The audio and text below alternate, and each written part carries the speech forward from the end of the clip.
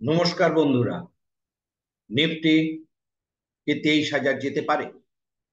ট্রেন্ডমি stock আজকে এই বিষয়টার উপরে আলোচনা করবে। ট্রেন্ডমি স্টক দ্য ফিউচার এডুকেশন। আমরা এডুকেশনও প্রোভাইড করি স্টক মার্কেটে, মানুষের যাতে ইন্টারেস্ট বাড়ে, ঠিক সেই কারণের জন্যই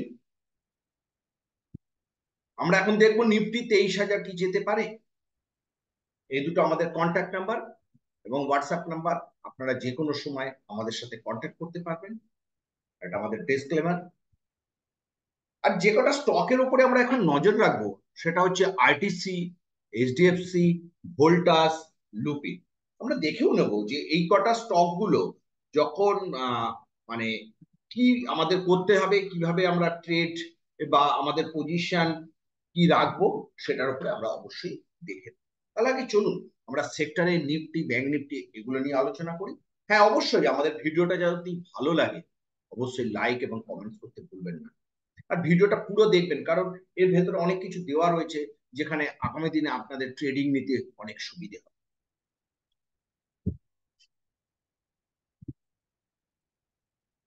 নিফটি নিফটি এখন চলছে 22,493, প্রায় 500ই ধরে নিন স্পট প্রাইস। এখান থেকে কন্টিনিউ, এখান থেকে যে একটু পড়েছিল তারপরে কন্টিনিউ, কিন্তু এই যে এই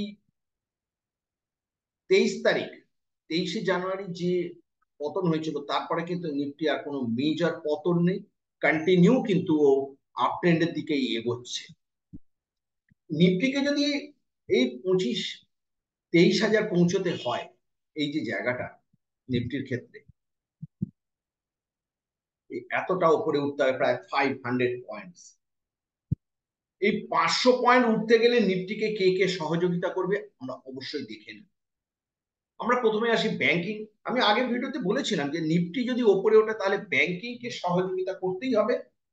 ব্যাংকিং কে সহযোগিতা করেছে এবং ব্যাংকিং একটা খুব ভালো স্ট্রেংথ নিয়ে, এবং যেটা উঠেছে সেটা অবশ্যই এসবিআই এর উপরে ভরসা করে, এরপরে অ্যাক্সিস, এইচডিএফসি এরা যদি ব্যাংক নিফটিকে সাপোর্ট করে তাহলে ব্যাংক নিফটির পক্ষে এই রেজিস্ট্যান্সটাকে ব্রেক করা খুবই সহজ। 48,500 যদি ক্রস করে তাহলে কিন্তু ব্যাংক নিফটি প্রায় 50,000-এর দিকে এগিয়ে যেতে পারবে, প্রায় আর 1,500 পয়েন্ট ব্যাংক নিফটির কাছে কিছুই নয়।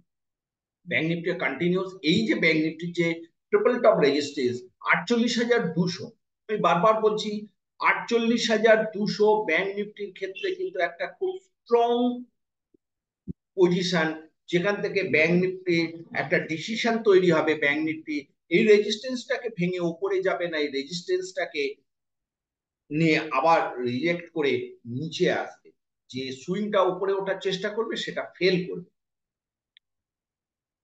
আর অন্যান্য নিফটির ক্ষেত্রে অন্যান্য সেক্টরে আমরা দেখে নিই, এনার্জি তো কন্টিনিউ বেড়েই যাচ্ছে, ফাইন্যান্স সার্ভিসও ঠিক একই ব্যাংক নিফটির মতনই রিয়াক্ট করছে। অটো সেক্টরে কিন্তু লাস্ট কিছুদিন ধরে নিফটিকে টেনে রেখেছে। এরপরে আসছে এফএমসিজি, একটা বড় পার্ট আছে এই এফএমসিজি। এফএমসিজি কিন্তু কন্টিনিউ ডাউনে আছে। এই এফএমসিজি যদি দাঁড়িয়ে যায় তাহলে কিন্তু নিফটির কাছে 25,000, এই 23,000টা শুধুমাত্র সময়ের অপেক্ষা। মানে নিফটিকে উপরের দিকে নিচে উপরে উঠতে গেলে ব্যাংক নিফটির যে রেজিস্ট্যান্সটা রয়েছে 48,200, এটাকে ব্রেক করতে হবে। আর এফএমসিজি সেক্টরটাকে একটু উঠতেই হবে। IT IT sector already profit booking শুরু করে দিয়েছে। আইটি সেক্টর কিন্তু যদি আরেকটু পড়ে যায় তাহলে কিন্তু ব্যাংক নিফটি, নিফটির ক্ষেত্রে একটু হয়তো অসুবিধে হবে। এবং সেখানে মিডিয়া কিন্তু খুব বাজে পজিশন, মিডিয়ার কোনো স্টকের উপরে সেই রকম ভাবে কোনো রকম ইয়ে নেই, কারণ কন্টিনিউয়াস মিডিয়া পড়েই যাচ্ছে। এবং এর সাথে আরেকটা বড় সহযোগিতার জায়গা রয়েছে মেটাল। মেটাল সেক্টর কিন্তু নিফটিকে ওপরে নিয়ে রেখে দিয়েছে এখনো, এবং তার সাথে অবশ্যই যোগ্য সংযোগ দিচ্ছে ফার্মা এবং মেটালি নিফটিকে উপরে রেখেছে। এর সাথে একটু যদি এফএমসিজি দাঁড়িয়ে যায় তাহলেই নিফটি ওই পর্যায়ে পৌঁছে যাবে। তাহলে আমরা একটু এবার ব্যাংক নিফটি, নিফটির ক্ষেত্রে আমরা নেক্সট যে উইকটা আসছে সেই উইকে আমরা কিভাবে কি ট্রেড করব আমরা একটু দেখে নিই। ব্যাংক নিফটির ক্ষেত্রে আমার মনে হয় যে এই রেজিস্ট্যান্সটা খুব বড়, 48,200, এইটাকে ব্রেক করলেই ও পরের এই রেজিস্ট্যান্সটা 48,285, এই যে রেজিস্ট্যান্সটা হয়তো সকালবেলা খুলে একটু পড়বে, কিন্তু এইখানটাতে একটা ব্যাংক নিফটির কিন্তু 47,400 বা 500 রেঞ্জে, আমি স্পট প্রাইস বলছি, 400 বা 500 রেঞ্জে কিন্তু একটা ব্যাংক নিফটি সাপোর্ট নেওয়ার জায়গাটা থাকছে। আর নিফটির ক্ষেত্রে, আমার মনে হয় গ্যাপ আপ হবে এখান থেকে 100-150 পয়েন্ট করে। এই যে হাইটা করেছিল, এই হাইটা 22,500-তে গিয়ে, মানে যদি এখান থেকে নিফটি প্রায় 100 পয়েন্ট ওপরে যায়, তাহলে এখান থেকে একটু ওপরে সেলিং প্রেসার এসে এই যে জোনটা, এই জোনটাতে কিন্তু নিফটি ঘুরবে 450-500, 50 পয়েন্টে একটা খুব বড় ওর রেঞ্জ হয়েছে নিফটি। কিন্তু এই রেঞ্জটা যদি ও ব্রেক করে নিচের দিকে, তাহলে কিন্তু এই পজিশনটাতে চলে আসবে। এটা গেল নিফটি ব্যাংক নিফটির। এরপরে আমরা একটু অবশ্যই অন্য স্টক গুলোর উপরে দেখে নিচ্ছি। প্রথমেই আসছি আইটিসির ক্ষেত্রে। আইটিসি কিন্তু একটা সুন্দর বটম আউট করে, বটম ফরমেশন তৈরি করে ওপরে ওঠার চেষ্টা করছে। এখানে বিভিন্ন স্টককে একটু অ্যাকুমুলেট করা যেতেই পারে, কিন্তু এই 400 লেভেলটা ভাঙলে কিন্তু 375 এর ক্ষেত্রে একটা কিন্তু আইটিসির বড় সাপোর্ট রয়েছে। একসাথে কেউ 400 এই লেভেলটাতে ইনভেস্ট করবেন না। যদি কখনো 375-80 চলে আসে, এখানেও আর একটু ইনভেস্ট করার জন্য পয়সা রেখে দেবেন। কিন্তু আইটিসির ক্ষেত্রে এর পরের যে স্ট্রং রেজিস্ট্যান্স কিন্তু 430 এই মুহূর্তের জন্য আইটিসির কাছে একটা স্ট্রং রেজিস্ট্যান্স হয়ে দাঁড়িয়ে রয়েছে।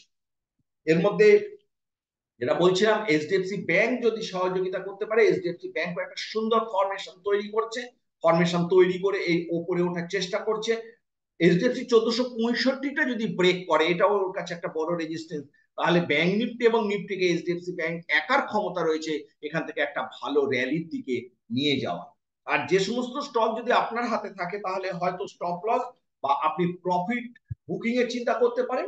সেটার মধ্যে অবশ্যই আছে ভোল্টাস। দেখুন ভোল্টাসের উঠেছে, কিন্তু আর এখানে সাস্টেন করতে পারছে না ভোল্টাসের। এবার এখানে একটা এই লেভেলটা যদি ব্রেক করে যায় ভোল্টাস 1060, তাহলে ভোল্টাস একটা নিচের দিকে চলে আসতে পারে। তারপরে আবার নিচের দিকে আসলে অ্যাকুমুলেট করতে পারেন।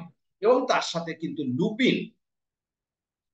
লুপিনও কিন্তু ওপরে গিয়ে একটা ফরমেশন তৈরি করছে, যে এতটা উপরে উঠে আমার মনে হয় যে এর একটু প্রফিট বুকিং হওয়া উচিত এই লেভেলটাতে। যে কোনো সময় 1586-80 লেভেলে যে কোনো সময় লুপিং চলে আসতে পারে। এটা ছিল আমাদের নিফটি ব্যাংক নিফটি এবং বিভিন্ন স্টকের। আপনারা আমাদের টেলিগ্রাম চ্যানেলের লিঙ্ক আমাদের ডেসক্রিপশন বক্সে দেওয়া থাকছে, অবশ্যই এতে যোগাযোগ করুন। যদি এডুকেশন নিতে হয়, অবশ্যই আমাদের ফোন নাম্বারে যোগাযোগ করবেন। আপনারা ভালো থাকুন, এটাই ট্রেন্ডিং স্টক সবসময় কাম। ধন্যবাদ।